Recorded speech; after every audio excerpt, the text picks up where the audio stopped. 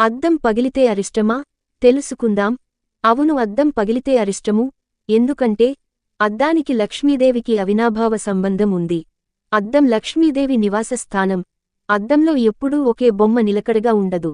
అలాగే లక్ష్మీదేవి కూడా అంతే నిలకడగా ఉండదు.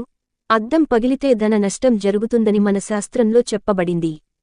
పగిలిన అద్దాన్ని ఇంట్లో ఉంచుకోకూడదు. దానిలో ముఖం చూసుకోకూడదు. మరకలు పడినా, మాసిపోయిన అద్దాలను కూడా ఇంట్లో ఉంచకూడదు. ఇలాంటి మంచి వీడియోల కోసం మన ఛానల్ని కొంచెం సబ్స్క్రైబ్ చేయొచ్చు కదా.